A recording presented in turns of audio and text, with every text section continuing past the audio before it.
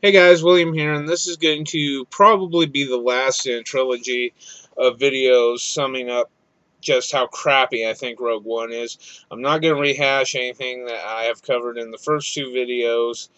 What I'm going to do here is give a detailed breakdown analysis of a major portion of the movie. And yes, there will be spoilers. I'm going to do a couple other things in this video too, though. I'm going to make a very controversial statement at the beginning of it, because I'm pretty sure I've located the source of the Kool-Aid, and it all makes sense now. At the end of it, I'm going to call out director Garth Edwards and give him some advice on how to really make a movie that the diehard fans deserve, and I'm not talking about the diehard Kool-Aid drinking fans. That said, before I get into that, I want to thank everybody that has viewed my ranting video. The reception of this has been phenomenal compared to what my other videos have done. It is not only right now my highest viewed video, it is also one of the videos that has gotten such a high number of hits in just a few days. We're at almost 130 hits in over 4 days, and that is completely unprecedented for any of my videos. Usually to get even 60 hits takes months on a lot of my videos. So thank you for everyone that thank you to everyone that has viewed, commented, and subscribed, and even rated, whether it's a like or a dislike. It means a lot to me. It helps me have a boost of confidence in that I am connecting with people, and that this isn't just some meaningless self-diary that I'm doing that nobody really cares about. I also want to thank those of you who've been with me from the start and gotten kind of through some of the rockier points particularly when I'm schooling, where I'm not putting out content like I should be, or where I promise certain content and it doesn't end up coming out. Thank you. You have been loyal and have been here from the beginning, and I just want to thank all of you for that. Now, in this video, I mentioned that I was going to make a controversial statement regarding the Kool-Aid. I have, on the internet, I have commented that I really think that director Garth Edwards is the Jim Jones of the Star Wars universe. And a lot of people are probably like, especially R1 fanboys, well, that's not fair. He didn't write it. You can't blame him for anything that you have issues with.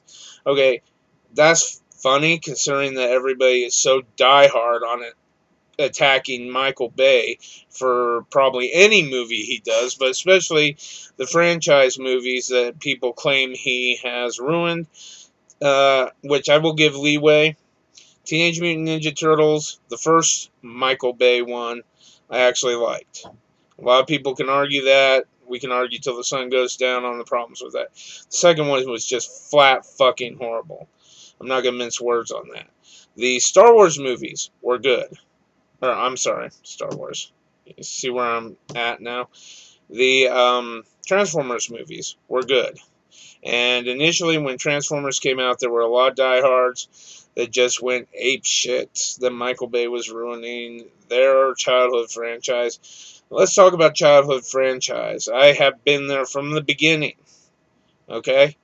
I know what Transformers is, and I have pretty much embraced and adored it since my youth. And I think Michael Bay did a good job on those. So I'm going to go after Garth Edwards because people go after Michael Bay. You know, the director's always the focal point, and he's the one that eventually is responsible for the end product. Now, that said, I mentioned in earlier videos that I cannot figure out, that totally fucking blew my mind, that diehards were, self-proclaimed diehards, were bashing The Force Awakens, excuse me, and praising Rogue One. And I just couldn't wrap my head around it. And retrospectively, I found out a couple of things that now puts all the pieces into place. we all know, or should know, that when The Force Awakens came out, Lucas lashed out against it. I mean, he just nailed it to the wall, said it was the death of the franchise. And interestingly enough, and people don't often remark on this, he later retracted that. And then said that J.J. Abrams actually did a good job with The Force Awakens. Now, it makes sense to me, then, in retrospect, and I'm not a big fan of causation equals correlation. In the social sciences, we learn that's not false. That ice cream an increase in ice cream sales do not cause increased murders, even though those statistics are correlational. They're not causative. But I will say that, and I think there's going to be a track record, an emerging track record here, and we'll see. I think that because Lucas initially lashed out against The Force Awakens, fans who got word of that, either before or after the screening, before the screening, they were like, well, I'm going to see it, but I'm not going to like it. Post-screening, they did a little hindsight bias, as we say in the sociological processes, and they were like, I really didn't think that movie was that good. I had so many issues with it. Now, on Rogue One, instant bill of approval from Lucas, and the diehards go in, man, this is going to be the greatest movie ever, which I actually thought going into Rogue One. This again goes back to what I said. I do not let pre-production hype judge how I view the movie. And I was stoked. I was fucking stoked for Rogue One.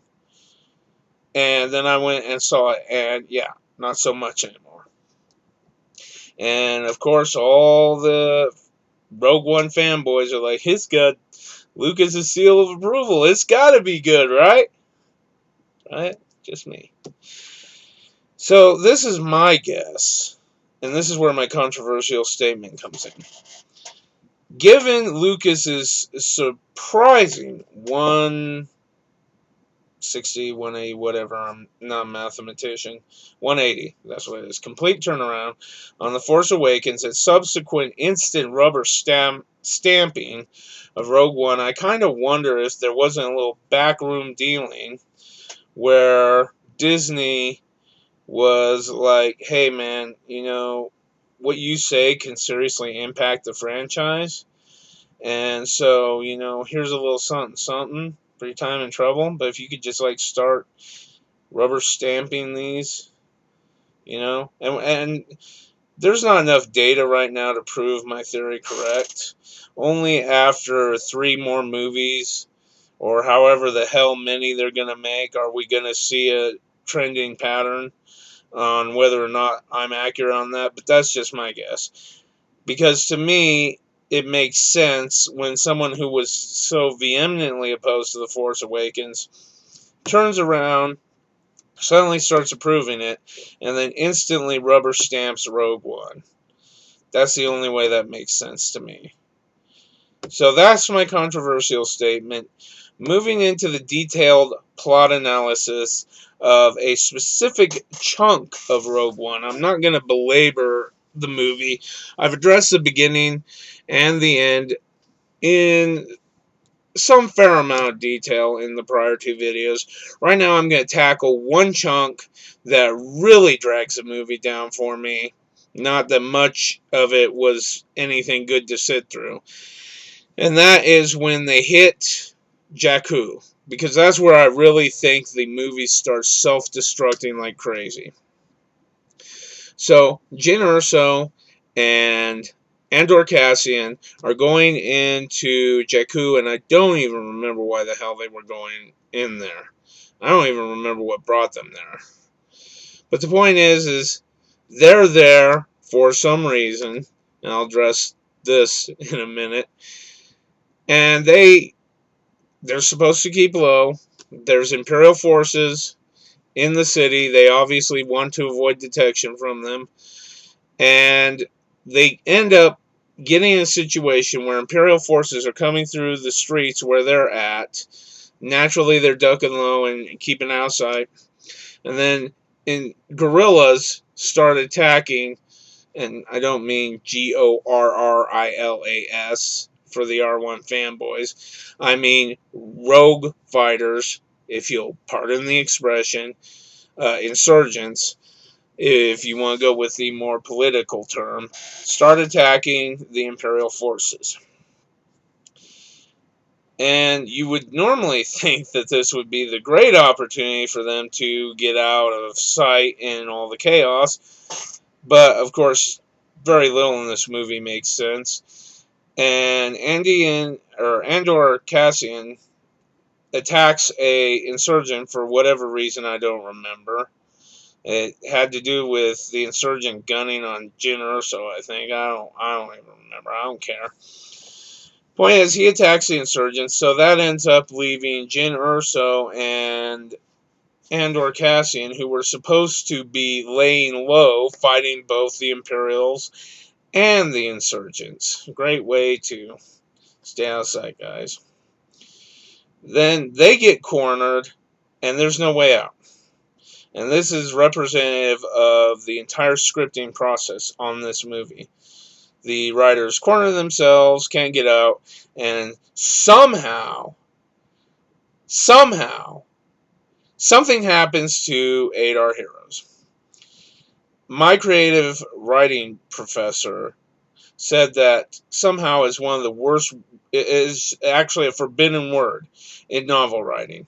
Because when you somehow make something happen, it is magical in nature, or appears magical in nature to the reader. There has to be a cohesive logic behind the decision you made and why you made it. So here we have our first somehow situation. Somehow KS-2O, who was told to stay in the ship, shows up and bails Cassian and Erso's asses out. He makes a quippy one-liner to Jyn Erso, who had made a snide remark to him, and then all of a sudden he decides, because he's like, you guys were taking too long, I thought something might happen, so I thought I'd check on you. Rather than staying with them, he goes back to the ship. Well, maybe I will go back to the ship, and then he does. Because that made so much fucking sense, right? It was totally convenient for him to just somehow show up when Jyn and Erso needed some help, and then, boom, gone. Just me. Just me. Speaking of problems, so Jyn Erso and Cassian Andor eventually end up caught by the insurgents, which ironically wouldn't have happened if KS-2O had stayed there, but we had to make sure that we didn't have that going on. We might actually had to write a story, God forbid we have to actually write a story that makes sense. They get captured, they get taken to the Forrest Whitaker character, who showed up early on, long enough to tell Erso Jyn, the young Erso Jyn at that time, because this was when her mother and father were first assailed by Krillic's forces, so to speak. And you either know what I'm talking about or don't. You would have seen it or not seen it. And he's like, stay here, I'll be back for you. We don't, as far as I know, I cannot remember us even seeing what happens when he does go get her out, and anything that subsequently happened there, however, is alluded to conversation in here. She sees him, she's naturally pissed. She's like, you left me. You just fucking left me. And he explains, I did this for this reason. I don't even remember what the fucking reason was. And he's like, but I got something for you. Shows her a holocron, so to speak, a holo communication, whatever you want to call it. I know holocron's not the technically correct term. But hey, this movie isn't about technicalities, right? And it's her father, and he's like, yeah, by the way, I've been helping on this super weapon. It's a pretty nice place. It does what it's supposed to do, blow shit up. You know, there's other functions that do what they're supposed to do. You know, thermal exhaust ports. You know, they're acting in accordance with real world regulations. Finally found out, by the way, what the Death Star core is composed of. I've been doing some research on Star Wars stuff after making the mistake, the forgivable mistake, I believe, of saying that Crix Medine had uploaded those plans. You either know what this is about or you don't. Go back to my other videos if you got to find out what I'm talking about. And it's a hypermatter core. Now, I'm not sure exactly how that works in real life, so to speak, or even why it would need vented. I'll give fairness to that. I'm not sure why a hypermatter core would need vented. I'm assuming there's an excess buildup of heat, though, which makes sense if you're dealing with hypermatter, as I understand it. I'm not a fucking scientist. But either way, the fact of the matter is, hypermatter is extremely volatile. We do know that. Venting off on it is not a bad idea. But, you know, the R1 diehards are like, no, that's a plot hole. At any rate, back to Jyn Erso's father. And he's like, yeah, that thermal exhaust port does doing its job. It's, you know, because it's exhausting. It's expelling waste that would be building up at the battle station otherwise. That's actually a flaw. You know, the guys were like, you know, can't we just shut that off? The Imperial guys were like, can't we just shut that off? You know, it seems inconvenient. I was like, dudes, you gonna let that shit build up? And they're like, well, he may have a point. But guess what? I tricked him. I tricked him. It's a structural design flaw. Even though it's something doing its job in accordance with real life parameters, it's a structural design flaw that I created. So now we get to explain that this plot hole that's in the future movies, honey. That's what I did. Your father's such a genius. And then she loses the message. The rest of the message, she's in tears, somehow imagining she's never going to see her father again, blah, blah, blah, blah. And the Forrest Whitaker character and Cassian Andor get her up there like, man, we got to go. We have got to get going. And even more funny is what's going on above ground at this time as the Death Star looms over Jakku. And General Tarkin and Krellick are talking about a test run on the Death Star. And Mr. We need a demonstration. Let's wipe out the entire planet in Star Wars. And that's Grand Moff Tarkin. And this is, as much as I praise Tarkin's recreation in here, this is one thing that makes no fucking sense when dealing with Tarkin. He's like, you know, we got a bunch of heroes down there and they really need to escape somehow. Let's just target the city. They're far out enough that I think that might give them a chance to get away. So should we do that, Krellick? Yeah, let's do that. So rather than showing off the power of the Death Star, which Tarkin is so keen to do on Alderaan in A New Hope, he's like, yeah, let's just nail that one little city.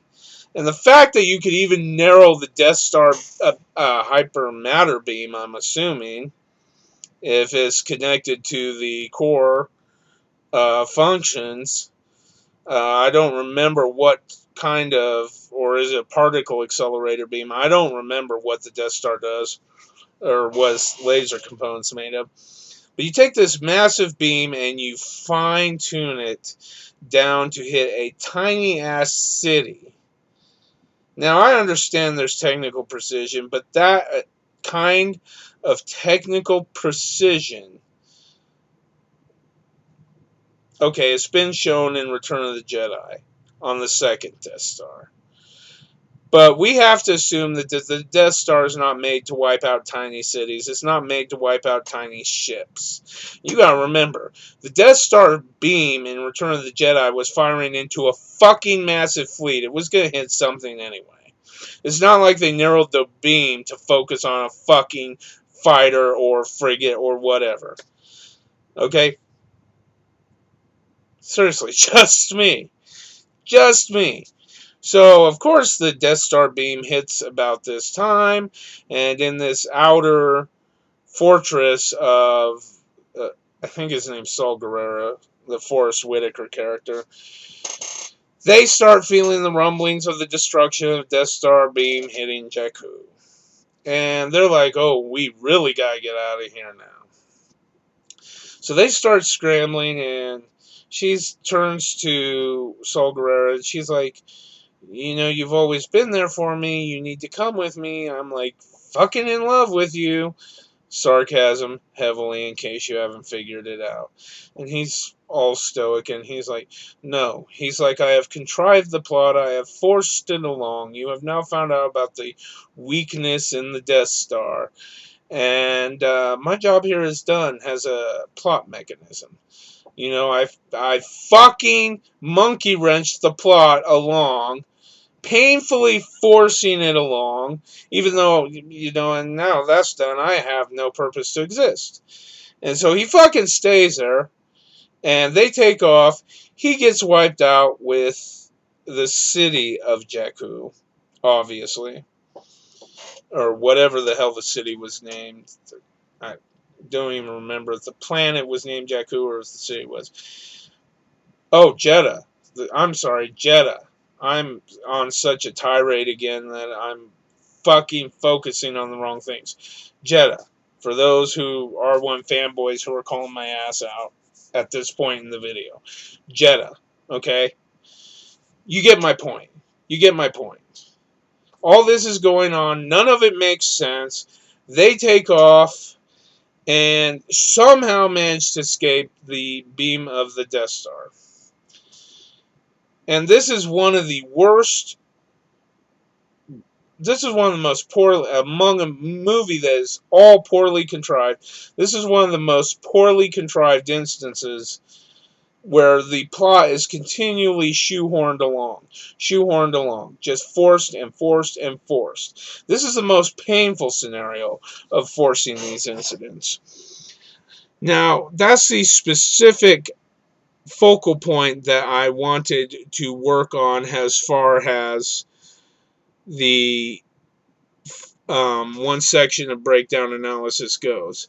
I will offer a couple more expanded examples of scenarios that may have been mentioned earlier quickly and to get to my point.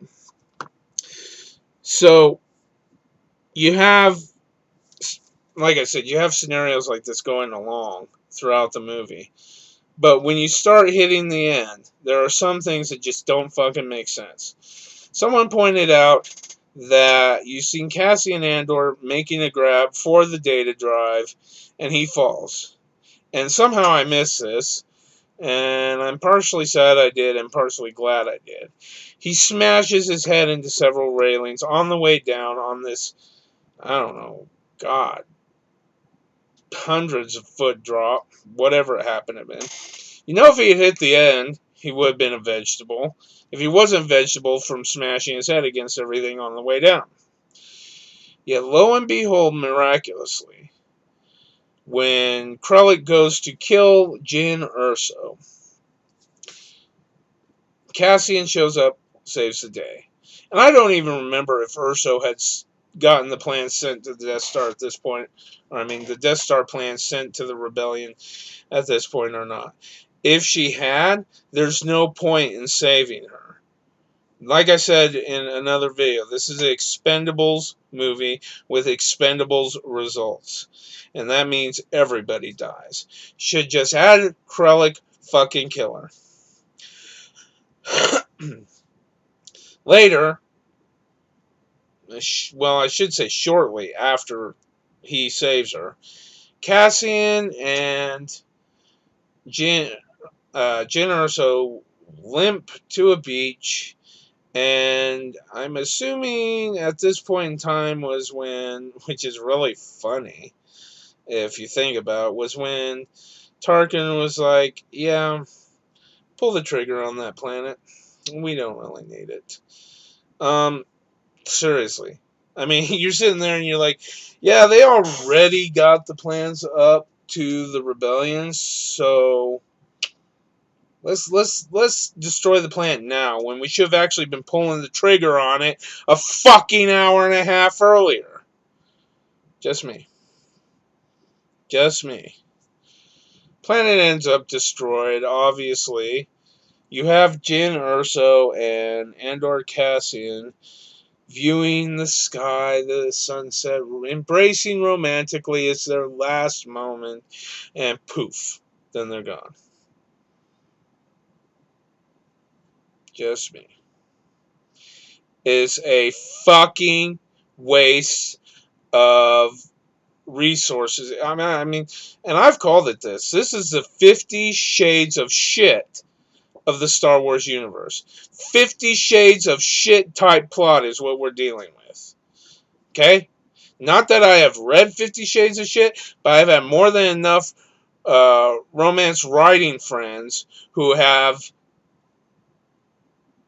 read at least some of it and gave me their impressions. And frankly, if you are a true writer, 50 Shades of Shit is one of the worst and most poorly written books you will ever see. Next to Rogue One. Next to Rogue One. And I said book, but written format, I'll say. It's ridiculous. And I am done giving examples. I have attacked technicalities. I have attacked plot structure. I have attacked characterization. There are others out there attacking this as well. If you still can't fucking see how bad Rogue One is, then you're not a Star Wars fan. And that's the bottom line. Now, to Garth Edwards, I will tell you how you should be doing even if you're doing a reboot, especially if you're doing a reboot. I have been hit with, oh, this is a reboot. This is not canon. Disney decanonized the universe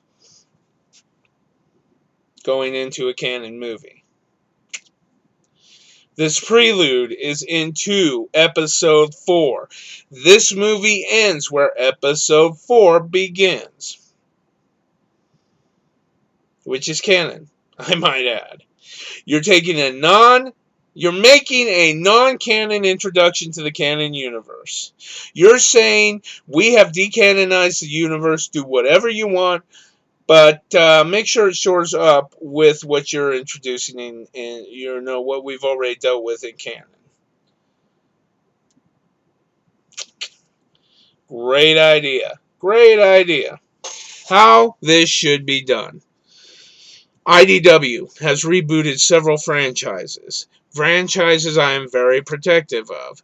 Teenage Mutant Ninja Turtles, Transformers, G.I. Joe. These are the childhood phenomenons that I grew up with. So I know what they're like. I know what they're about. And if you want to bring in another example of a childhood franchise I grew up with that is not under IDW's purview, Masters of the Universe is done by DC. Fact is, in the 80s, DC done a fucking spectacular take on the Masters universe that was drawn from a mixture of the Filmation and the original mini-comic releases. I know what a good reboot looks like, or I know what a good modification of the series looks like. Let's take Teenage Mutant Ninja Turtles from IDW as an example. Now, granted, when this first came out, I was extremely hyped about it, just like I was for Rogue One. The difference is, when I picked up the first volume trade and read through it, I knew I had something on my hands. Even though it started off in a way that kind of left me ambivalent, trying to figure out what they were going to do, because and again, spoilers for the Teenage Mutant Ninja Turtle universe, in case you didn't catch that memo at the beginning. What they did was they retold the Turtles origin in such a way that it actually begins with a human Splinter, if you will, Hamato Yoshi, as he was. And I know that makes sense to you, but then a human Raphael, human Donatello, human Michelangelo, and human Leonardo in feudal Japan. Okay, now in somewhat mirroring the tradition of how the original separation between Hamato Yoshi and the Foot Clan happened, Shredder had Roku Saki had arranged to take over the Foot Clan through the assassination of a leader. Hamato Yoshi did not know of this, though. He had no idea. Shredder was Roku Saki was his best friend at the time. Shredder began running a more aggressive policy as far as the Foot was concerned, and Hamato Yoshi opposed that, left, Shredder declared him a traitor. Shredder killed Hamato Yoshi's wife, Tong Shen, and then Hamato Yoshi went into hiding, having promised Shen that he would not take revenge, that he would raise the children and protect them. He could not follow through on that promise. Shredder shows up, kills everybody. They get recreated, if you will, reincarnated / recreated in Baxter Stockman's lab, which makes a lot of sense because if you go back to the original, Baxter Stockman was there at the beginning, even though he did not have to do with the Turtles mutation. That was a TCRI thing. Now, there is all sorts of callbacks. You want to see how to do callback Garth Edwards? This is how you do a callback. Dr. Chet Allen, I think it was someone who was overseeing April's internship. He stuttered a lot. What he was saying was occasionally hiccuped by this stuttering. Later on, you find out, surprisingly, and a lot of diehard fans probably picked up on it, I had not really been immersed in much of the material. I mean, I read the originals a long time ago, but I had not been immersed in much of the material recently before I read this, and I didn't pick up on it. It blew my mind. Dr. Chet Allen turned out to be Professor Honeycutt, who any Turtle fan knows was Fugitoid from the original series. Now, you got other callbacks. You have the introduction of a character, Alopex. She is a kitsune in the more generalized term of fox person, not necessarily connoted as is properly with ancient Japanese divinities and trickster spirits who can take form of either human or fox person. This is a callback to Teenage Mutant Ninja Turtle Adventures character Ninjara. And the callback is actually recreates a lot of elements from Ninjara's introduction and inclusion in the Turtle universe. And that is, Alopex starts off as an enemy of the Turtles, a rather vehement one, realizes the errors of her ways, ends up joining them and becoming friends with them, and is probably, from what we've been hinted to, looking to spark a relationship with Raphael. This all mirrors Ninjara. But Alopex is interestingly enough, or is a character that is interesting enough and unique enough on her own that I have a vested interest in seeing the outcome of her story. Same thing goes for April and Jones, the April, or what I'll call the April-Jones connection. In the original, pretty much in every subsequent Turtles reincarnation, no matter what it's been, or reimagining, the April-Jones thing is pretty much set in stone. And a lot of times it ends up with starting off with April and Casey being head-to-head, banging heads, and then eventually, they find their romance. Now, here it was a bit more civil. April and Casey were a bit more civil, and he had actually contacted her through a paper she had put out to get more money, and she was basically offering to tutor for a fee. in case he needed tutoring so that he could actually remain in the his school's hockey program. Now, there's still tension between them as the plot progresses, and specifically because of elements that are affecting the turtles and affecting everyone around the turtles, but it's different than the tension originally that Casey and April had in Button Heads. This is more of those life extension. Life really comes at you and deals you some hard blows, and you try to weather through it, and relationships don't always weather through it. Go back to the death of, yes, again, spoiler, in case you've missed the memo, go back to the death of Shredder. Shredder had been in this comic for a lengthy portion of time before finally being killed by Splinter. Now, anybody who knows the original material knows that Shredder was in one issue initially before he was killed, and much, much, much later brought back. Now, we've seen hints that there may be a Shredder brought back, but Eastman and Laird had a stance when they originally killed Shredder that once he was dead, he was gone for good. They didn't want to do this fucking, you kill someone, you resurrect someone, you kill someone, you resurrect someone. Due to fan pressure and due to the 1980s cartoon, which had popularized the villain Shredder, they did bring him back, but once they killed him off the second time, boom, done, gone for good.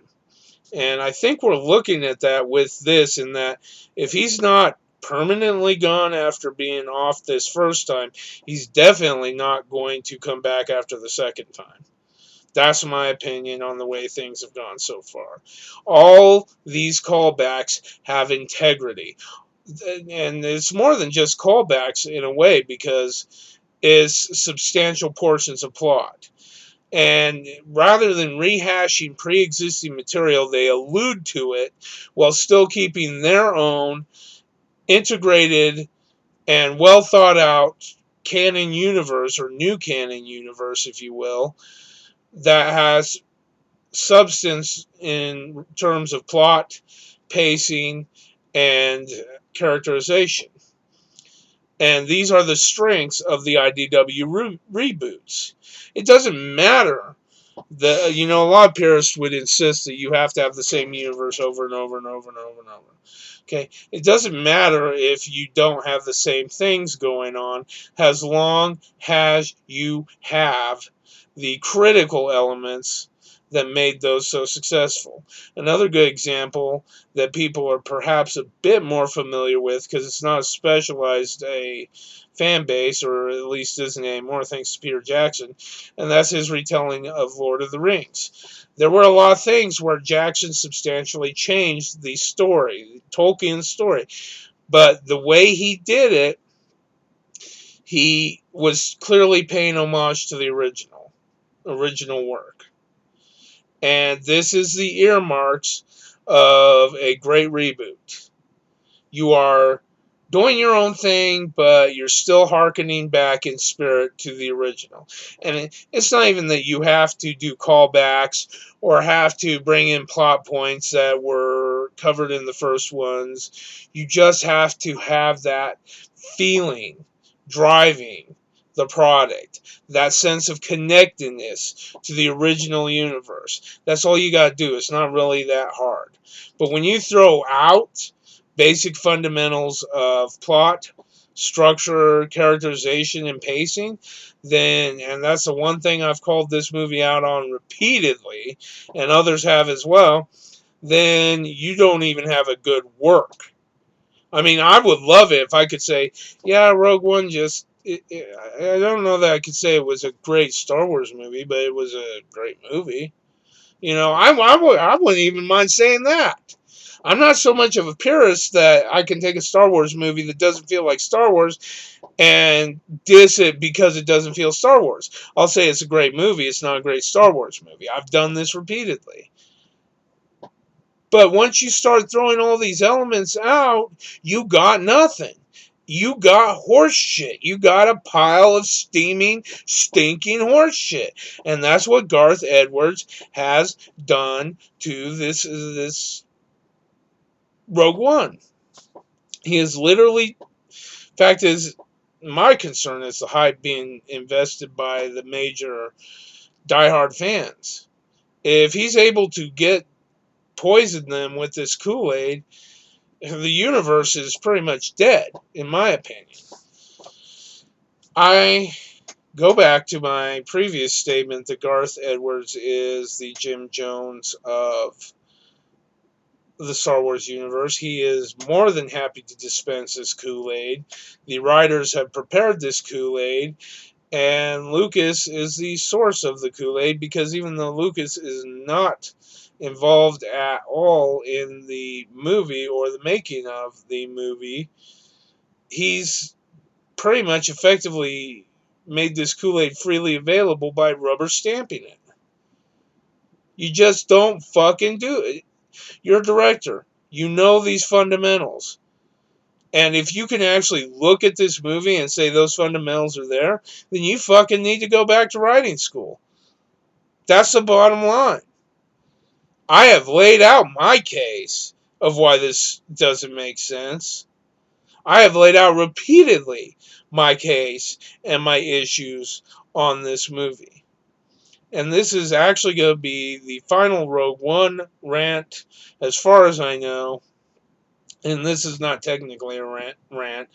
I did fulfill my promise of going into a more analyzed detail, particularly of the scenario on Jeddah, even though I accidentally referred to it as Jakku. I had TFA stuck in my mind.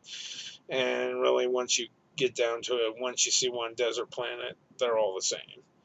That's like Jakku. I would jokingly call it, even though I remember this name, jokingly call it Tatooine. Because as far as I'm concerned, that's all the same, and that's getting a bit redundant. At any rate, I'm said that I'm going to stop promising videos. I can tell you this, though. I am definitely going to promise and deliver on the video that I'm releasing next, because I had gotten, once The Force Awakened and people were coming out with, here's 16 things you didn't catch in Star Wars, or 16 things you definitely missed. And it pisses me off when people tell me what I do or don't know. That's immediately reactive on my part. But even worse is when you tell me what I don't know, and you're just rehashing some shit you Googled on the net, and you were like, I didn't know this. You ever see a Star Wars movie? Well, no, but I didn't know this. You know, that kind of shit. Don't fucking tell me that I don't know that the hollow chessboard, which I found out in another source is called Dejeric, the hollow chessboard on the Millennium Falcon is not the same one that Chewie and 3 or R2 were playing on. Don't fucking tell me that. I already know that, you motherfucker. So I was going to jokingly release some you didn't know this videos about Star Wars and make them absurdly ridiculous, like you didn't know Mark Hamill played Luke Skywalker. But I've actually come across something that most diehards do not talk about, that I've heard addressed, that I just found out about, and it literally covers a bunch of stuff that you didn't know about Star Wars, because it's not really a version of Star Wars that you were allowed to see. So I am definitely excited to cover this and bring this out. That will be my next video. I can absolutely promise you that. And that will definitely be up fairly shortly here. I've pretty much covered most of the material, and we'll probably be through that material shortly. Now, that said, other than that, Merry Christmas, everybody. Happy New Year. This is Big Bastard signing out, and I will see you in the next video. Thank you for listening and viewing, and if you like, please comment, subscribe. I would appreciate it. Thank you very much.